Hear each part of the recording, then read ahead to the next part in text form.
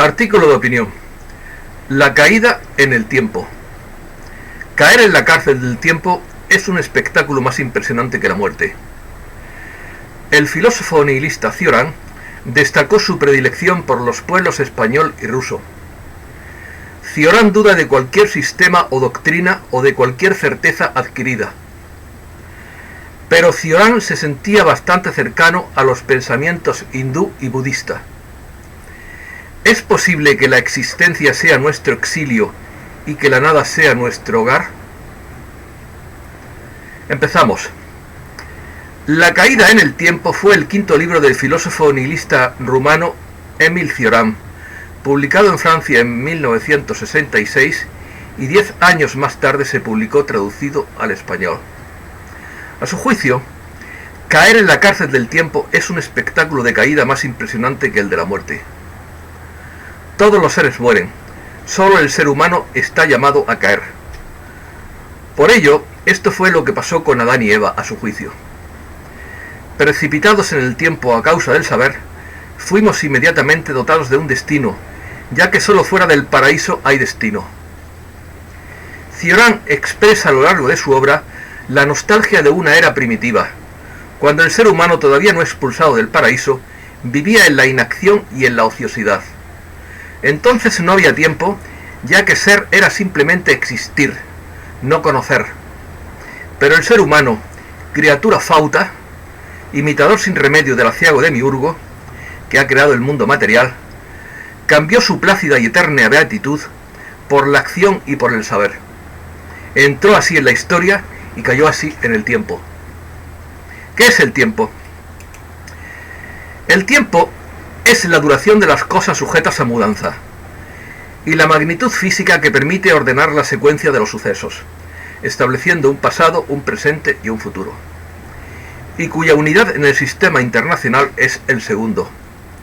Sin embargo, para el famoso filósofo prusiano Immanuel Kant, en su crítica de la razón pura, el tiempo es una forma a priori de la sensibilidad interna, mientras que el espacio es otra forma a priori de la sensibilidad externa.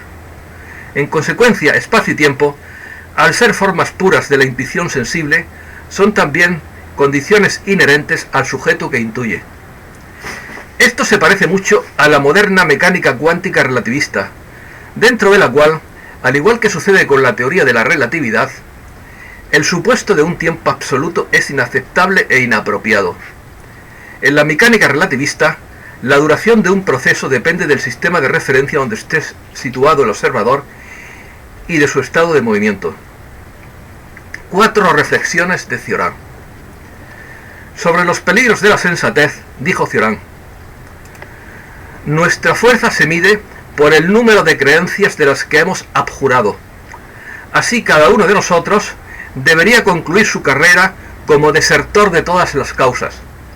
De este modo, Cioran duda de cualquier sistema o doctrina, de cualquier certeza adquirida, aunque sea a través de la duda misma, para no caer en los espejismos de las apariencias. Sobre el más antiguo de los miedos, el miedo a la muerte, dijo: la naturaleza se ha mostrado generosa solo con aquellos a los que ha otorgado el privilegio de no pensar en la muerte. Sobre la enfermedad reflexiona: todo lo que de una u otra manera nos afecta es virtualmente sufrimiento. ¿Aceptaremos la superioridad del mineral sobre la del ser vivo? Sobre el deseo y el horror de la gloria, reflexionó: no es sino mediante la denegación de nuestros actos y el asco de nosotros mismos como podemos reivindicarnos. El aciago Demiurgo. El aciago Demiurgo es otro libro de Cioran, publicado en Francia en 1969 y en España 5 años más tarde, con traducción de Fernando Savater. El Demiurgo es un dios menor y malvado, principio activo del mundo material, que crea la materia, encadenando el alma a la prisión de la carne. Aciago significa infausto, infeliz, desgraciado y de mal agüero. Curiosamente, los gnósticos ven al Demiurgo no solo como el moldeador de este mundo, sino también como el manipulador de la especie humana. Asimismo, Algunas escuelas marginales de pensamiento moderno ven a las entidades negativas hiperdimensionales como manipuladores del espacio y del tiempo y del código genético del ser humano degradado. Otros libros de Cioran tienen títulos muy elocuentes, significativos y provocativos. En las cimas de la desesperación, el ocaso del pensamiento, breviario de podredumbre, silogismos de la amargura, la tentación de existir, del inconveniente de haber nacido, ese maldito yo, o extravíos. Cioran. Cioran se sentía bastante cercano a los pensamientos hindú y budista, sobre todo porque son los únicos que entienden realmente el concepto de vacío, y que es el único que puede eliminar el temor a la muerte. Gustav Meinrich, autor, entre otras obras, de El Golem, cita una frase que atribuye a Buda: buscando al constructor del edificio, el demiurgo, he recorrido sin pausa el trayecto circular de muchas vidas. Ahora te he encontrado y he penetrado en tu ser. Nunca más me construirás casa alguna. En sus escritos, Cioran destacó su predilección por los pueblos español y ruso, a los que consideraba pueblos derrotados.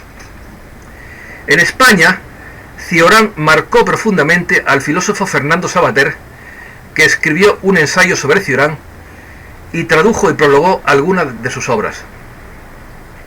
Experiencia personal.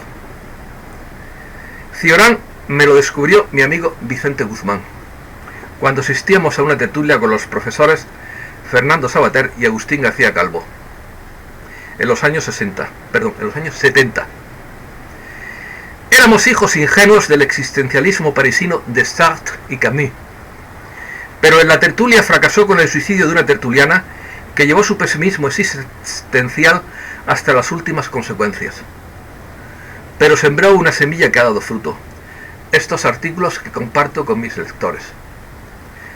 La alienación humana, el más destacado de los temas presentado por Jean-Paul Sartre y Albert Camus, es formulado en 1932 por el joven Cioran. ¿Es posible que la existencia sea nuestro exilio y que la nada sea nuestro hogar? Yo creo que sí. Si entendemos a la nada no como la ausencia de todo, sino como la presencia del ser absoluto no manifestado, que es la fuente de la creación y de la vida. Provocador a ultranza, este pensador de Transilvania animó durante su vida a innumerables controversias contra lo establecido, contra las ideas constituidas en norma o contra el dogmatismo.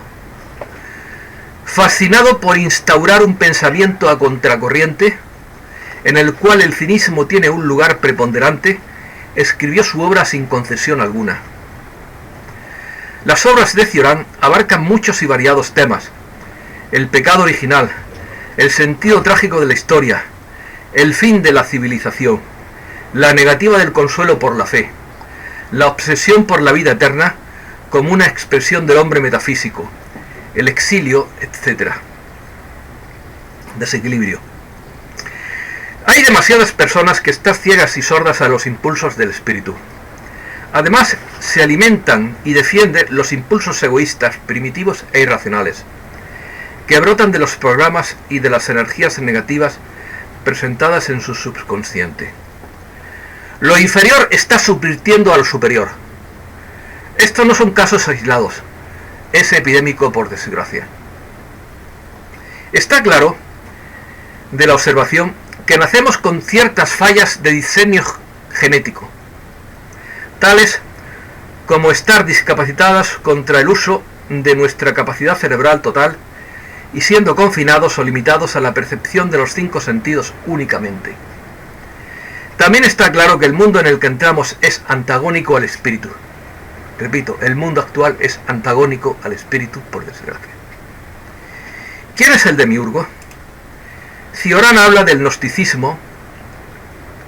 En la cima de los seres existe un Dios, un ser perfecto e inmanente, cuya propia perfección hace que no tenga relación alguna con el resto de los seres imperfectos.